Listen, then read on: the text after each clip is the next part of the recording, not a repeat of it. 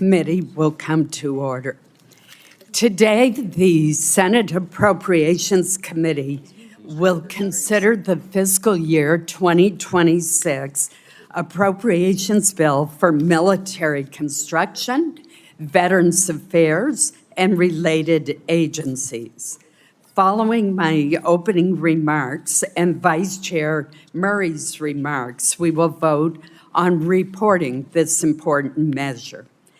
As I did last week, I would like to begin by thanking Vice Chair Murray and all the members of the committee, along with the committee staff, for their hard work during this appropriations cycle. Last week, this committee was able to report two funding bills, the agriculture and legislative branch appropriation measures. Each passed with overwhelming bipartisan support. Today, we continue our work to advance bipartisan appropriations bills that reflect the priorities of members on both sides of the aisle and the constituents they represent. I would note that the committee has received the House-passed version of the Military Construction and Veterans Affairs funding bill, and we will report it today with a Senate substitute.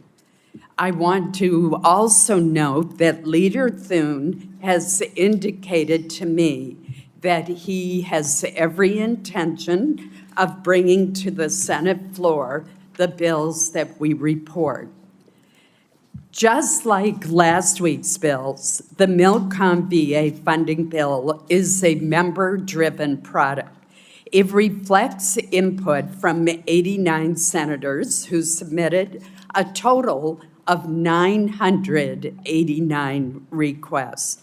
This legislation reflects many of the priorities of nearly the entire Senate.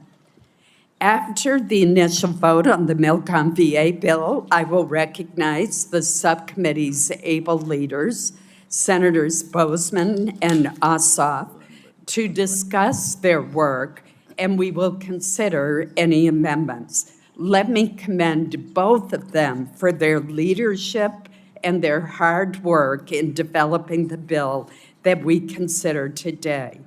This bill addresses key needs for our military infrastructure, including housing improvements for military families. It takes care of our nation's veterans, to whom we owe an enormous debt, a debt that we can never fully repay.